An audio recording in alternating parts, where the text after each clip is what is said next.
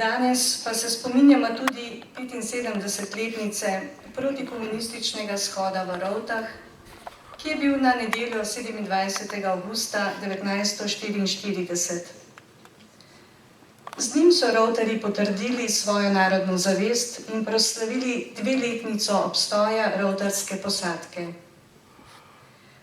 Shoda se je udeležil in na njem spregovoril tudi general Rupnik. Ob prihodu mu je šopek na prsi pripela Marija Kogovšek, Anžetova Mici.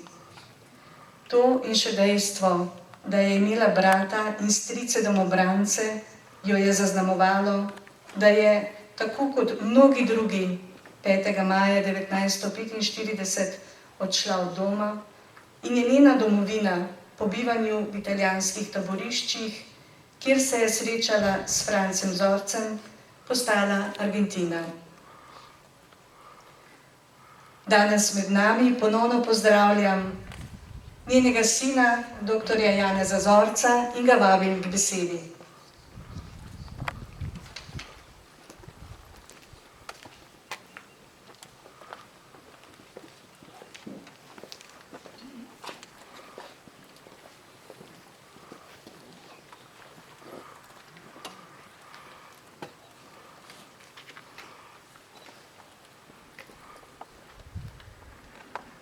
O devica pomočnica vseh slovenskih src kraljica.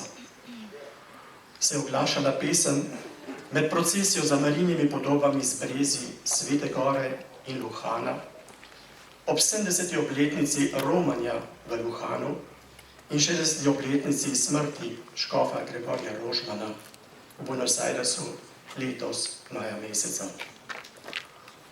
Ponovno sem med procesijo v molitvah in petju slišal v spominu ječanje zatrtih glasov staršev, sorodnikov in drugih znancev iz rod, kot privid zvočnega odjeka prošenj za mir in sprave med njihovim nekdanjem pohodom pred Marijino podobo v tej kapelici v Rovtah, za katerega je z Janezom Hladnikom Božja previdnost poskrbela, da je odmev takratnih prošenj še danes slišen pod Južnim križom, tam nekje ob severni reki.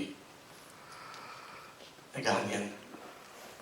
Prevzet stojim pred izvirom teh prosečih glasov, kot da bi se tukaj čas ne iztekel, kot da je čakanje za uslišanje nekdanjih prošenj še neizprosno dolgo, kot da se na tem mestu še vedno v kriku izraža upanje na prihod dneva, ko bo za spravo med Slovenci bila izpovedana zgodovinska resnica, dragoceno plačana žrtvami, preroško napovedane prav na tem obeležju. Na stičišču 3 totalitarnih uničevalnih sil slovenstva, fašistična Italija, nemški nacizem in italijanska okupacija Ljubljanske pokrajine, v zelo poostreno s komunistično blaznostjo in kolaboracijo, je pred 75 leti na tem tlečem metežu nasilja bil postavljen spomenik posvečen Mariji kraljici Slovencev, edinstven v Sloveniji in v Evropi, kjer so narodna zavest in zanjo utrpele žrtve in trpljenje v popolnem zaupanju v Božjo previdnost jasno pokazani z vsemi mogočimi znaki. Tukaj, pod pričo slovenskih žrtev, darovanih med Prvo svetovno vojno, predvsem med bratomornem spopadu na račun tujcev, ko je bila zamisel o zedinjeni Sloveniji še skrivni zametek, si brat bratu segate v roke, ne glede s katerim prepričanjem je kdo sebe daroval preizkušeni domovini med in po drugi svetovni vojni. Tokrat med bratomornim spopadom zaradi tuje uničevalne ideologije slovenstva.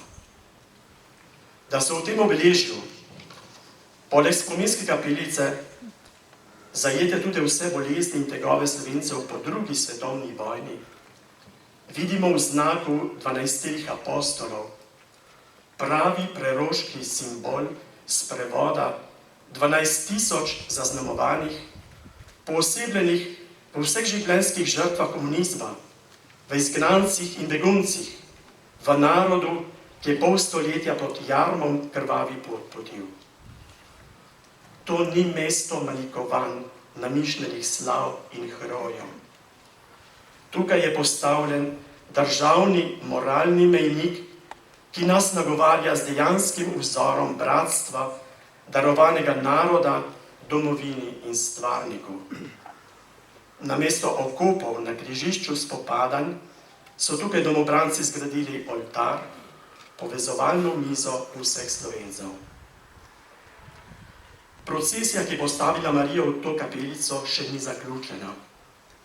Odvija se danes po domovini, zamejstvu in zdomstvu, po celem svetu in v onstranstvu, v posplošeni vrsti vseh živih in mrtvih žrtev nasilja, katerim se dan za dnem pridružujejo novi romarji, vsi ljudje dobre volje, večkrat blateni, ker s svojimi prizadevanji gradijo pogoje, da bi se v bližnji bodočnosti lahko praznovala dokončna zmaga resnice pred tem spomenikom vse slovenske sprave, daleč od nemih pokrival sporov med dejstvom in lažjo, prikazanih drugod v simbolu razkola z nasprotujočima stenama. O Marija, k tebi dvigamo roke, sprejmi v svoje na srce, je spev zaznamovanih, ki se v nepretrganem sprevodu pomikajo preko nebaširov po svetu in mimo tega obeležja v čaščenju postaji slovenskega križevega pota. Trpljenje v zaporedju gospodovih postaj prikazuje moč zvestobe in ljubezni, s katerimi nas je odrešil in s tem usposobil za končno poveličenje v njem. Pohod pred tem obeležjem pa nam simbolično prikazuje podobnost postaj trpljenja, ki ga naš narod moral prestati zaradi ljubezni do domovine in zvestobe krščanskim vrednotam, prepojenim z usmiljenjem za usmišljanje svoje narodne zavesti in za reševanje človeškega dostojanstva. Pred histerično nahujskano sodargo so se Tito, Kardelj, Maček, Bebler, Marinko, Rozman in drugi podobni mednarodni zločinci in Stalinovi hlapci v Pilatovi preobleki proglasili za gospodarje nad dobrim in slabim ter razglasili uničenje države in krvavo maščevanje nad nasprotniki samo oklicani pravici Osvobodilne fronte do revolucije in prevzemom oblasti v pokornem strežanju nasilnim interesom mednarodne Kominterne. Naklic Kominterne v boj za Sovjete je tokrat Bor zapel. V popolni prodaji narodnega ponosa je tako bil nastavljen odlok uničenja slovenskega demokratičnega tabora, izrečena sovražna sodba nad moralnimi in kulturnimi vrednotami, s katerimi je slovenski narod utrjeval svojo enotnost in obstoj v preteklih stoletjih in naknadno uvedla razčlovečen pogled nad prebivalstvom, mu vtisnila razdvojenost, ga zatrla z linčanjem, zaprla po taborišču in delno razgnala izven meja ter zverinsko posejala državo s neštetimi grobovi in množičnimi morišči. Med tujem nasiljem, povzročeno zmedo, so se prišteli še grozoviti samovoljni pomori nasprotnikov revolucije, izbranih med laiki, duhovniki, redovniki, med preprostimi ljudmi ali premožnimi kmeti, med drugimi uglednimi osebnosti in voditelji. Posplošena zarota proti človeški dostojanstvenosti in narodni enotnosti je narodu, željnemu miru, naložila na ramena težki križ samoobrambe, na katerem je proti izdajalskemu in uničevalnemu barbarstvu stal napis častnega načela za Boga, narod in domovino. Zgodovina bo vedela opisati niz samoobrambnih pobud naroda prepuščenemu samemu sebi in pri katerih so rote, tudi z nekaterimi mojimi sorodniki na čelu, med prvimi prevzeli odgovornost. Korak v boj je tokrat spremljala Mavova pesem. Zadnja kaplja mojega srca, to je moja domovina. Pod varstvom nad Angela Mihaela, vodnika bojevnikov proti zlu, tukaj v Rovtah, del zibele domobranske misli, se je pred 75 leti vršilo veliko protikomunistično zborovanje po skoraj dveletnem obstoju krajevne domobranske postojanke. V 35. številki družinskega tednika iz dne 31. avgusta leta 1944 beremo opis pomena tega shoda, poteka praznovanje ponosnega vzdušja nad opravljeno dolžnostjo, saj bi brez težave, piše časnik, bilo danes na naši lepi slovenski zemlji še več ruševin in uničenja, kakor ga je že. Glavni govornik, general Leon Rupnik, pa je med drugim poudaril, ker nas je Bog postavil sem, nam je naložil tudi nalogo, ki jo je določil vsem narodom, katerim je namenil lastno domovino. Zvestova domovini, nadaljuje Rupnik, pa zahteva tudi odpovedi in hrabro stiskanje zob v zaupanju vsemogočnega, ki mu je naš narod zaradi vernosti in vdanosti v mučeniškem trpljenju posvečen. Za temi trditvami se takratni inšpektor slovenskega domobranstva ni predstavljal, da se bo podobnost med to postajo domoljubov in postajo, ko je Dreščeniku bil naložen križ, obdržala prav do zadnje v obeh križevih poteh. Beda, ki se je v tem času iz vseh strani priklovratila v Slovenijo, je bolj kot kdaj narod preizkusila. V močnem zaupanju se je poslednjič posvetil Bogu proseč: Oče naš, ki si v nebesih, posvečeno bodi tvoje ime. Pridi k nam tvoje kraljestvo, pošli nam miru in sprave, preženi žrelo tujega nasilja in uniči zmotni nazor in njegov premišljeni zločin, ki nas dušita zatiranjem duha in umorom človečnosti, pravice in svobode. Pot ubrana z zaupanjem in vdanosti vsemogočnemu do mučeniške žrtve je tudi branitelje slovenske narodne zavesti privedla k srečanju z Božjo materjo. Sin, v podobi duš, src in pogledov zaznamovanih, se je tukaj, pred 75 leti, v tesnem objemu medsebojnih tolaž in skrajnih nad za svojo domovino, našel svojo materjo, preoblečeno v slovenskih narodnih barvah. Pri tem spomeniku pa je slišan še glas padlih v prvi svetovni vojni, ki nas od takrat opominja na posebnost gradnje slovenske državnosti z majniškimi deklaracijami, s katerimi je v majniku nakazano simbolno občasno srečanje z Marijo in njej v varstvo zaupani postopni nastanek naše države. Kolaboracija ali pomoč? Ko gre za prenašanje križa obteženega z izdajo zvijačnih komunistov in njihovih političnih sopotnikov. Marksisti so delovali proti slovenstvu, ko so nasprotovali zedinjenju Slovencev, ob času, ko je tem prihodnost ni bila drugače možna kot v državni povezavi z drugimi južnoslovanskimi narodi.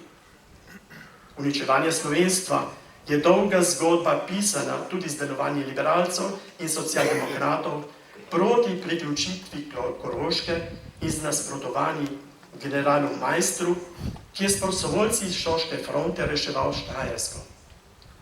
Pokorščina Stalinovemu imperializmu je osnovna poteza narodne izdaje slovenskih komunistov.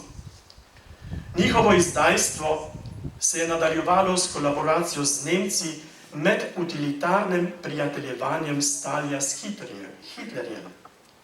Oportunistična in brezpogojna povezava partije s fašisti in nacisti proti slovenskim narodnim interesom je bil neprekinjen ves čas okupacije, kot so to naznanile žive priče, med njimi moj oče, In o tem govorijo danes novi, neizpodbitni dokazi. Ključ in morala teh zvijač je bila naprava sredstev za uničevanje sovražnikov partije med svojim ljudstvom v prid učinkovite izvedbe revolucije in prevzema oblasti. Neizprostni politični in vojaški položaj, ki ga je ustvarjalo to dodatno nasilje v okviru tuje okupacije, je primoral domobrance k sprejetju orožja od okupatorja za upravičeno samoobrambo brez izdaje življenjskih interesov Slovencev, kakor so to priporočali med drugim bruseljski protokol iz 19. stoletja, Haaški protokol iz leta 1907 in to delajo danes še Ženevska konvencija iz leta 1949 ter ustavna določila Združenih narodov. V nasprotju z narodno izdajalsko kolaboracijo komunistov z okupatorji ni bila tokrat prošnja Nemcem tista, ki je prišla pomagati slovenskim domobrancem nositi križ samoobrambe, ampak verska, narodna, etična načela in priznane mednarodne konvencije. Zgodi se tvoja volja, kako v nebesih, tako na zemlji. Bi lahko v molitvenem prepisu predstavili začetni stavek prisege za sprejem te politično tvegane vojaške pomoči, izrečene tik pred končnimi zavezniškimi taktičnimi ukrepi proti nacizmu, katerim sta sledila usodna prodaja slovenske vojske ter grozotni holokaust, pravi državni kriminal nove jugoslovanske vlade, kakršnega ne pomni slovenskega zgodovina in katerega je sledeča nasilna politika groteskno izrabila za svojo polstoletno lažnivo propagando, ki še danes hoče slepiti Slovence. Za vkrcanjem zaveznikov v Normandiji in Provansi so dekleta s cvetjem lahko pozdravila osvoboditelji Evrope, podobno kot so to storili v Rovtah med sprejetom slovenskih domobrancev, na kateri je bilo oprto vso upanje za uničenje komunizma na Slovenskem. Kako bi ob tem mogel spregledati moje mame v gestu pripenjanja šopka predsedniku slovenskega domobranstva in v njej upodobil pogum slovenskih deklet in žena, ki so se takrat nehote s cvetjem, skromnim izrazom zaupanja in spoštovanja do branilcev narodnega ponosa izpostavili maščevalnemu srdu komunistov. Gospodov namen pokazati Veroniki svoj iznakaženi obraz in svoj nagovor jeruzalemskim ženam imata tudi v slovenski prispodobi križevega pota prav tukaj, pri srečanju ob svetem obeležju, globoki pomen zaupanja ženam za prenašanje najhujših stisk svojih otrok. Gospod je vedel za odličje njihovih drž. Jasno je bil izkazan, ko so se na njena ramena zgrodile vse težave družinskega vzdrževanja med in po revoluciji, v razžaljenem peklu zaslišanj, zaničevanj, mučenj, kazenskih taborišč in zaporov, posiljevanj in umorov, v vzdrževanju porušenih in požganih domov, v krvavem plačilu neusmiljenja blaznosti, med odsotnostjo ali po smrti mož, fantov in sinov, pa vedno obstale v neomajni vedrini in v zglednem življenju po veri. Tudi pri našem križevem potu so padci in mrkovanja. Večina miroljubnega naroda je osupla zastala pred odločno peščico političnih zločincev, ki so jo usodno pretili z dolgoletnimi pripravljenimi izdajami, spletkami zavajanja, aretacijami in arbitrarnimi likvidacijami.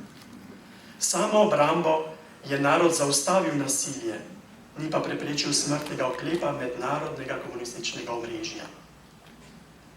Drugi padec je bila slovenska nemoč v spletkarskem prepiru dveh partnerjev v jugoslovanski vladi v izgnanstvu, ki sta svojo neresnostjo zapravila zaupanje zaveznikov in jih tako prepustila nemilosti Titovega zavajanja.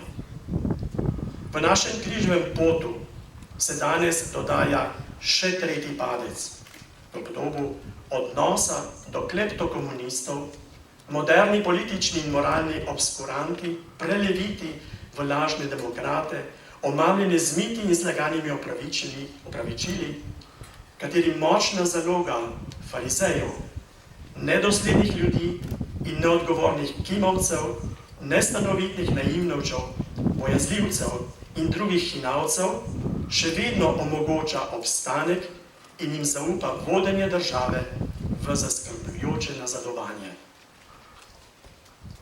Daj nam danes vsakdanji kruh in odpusti nam naše dolge.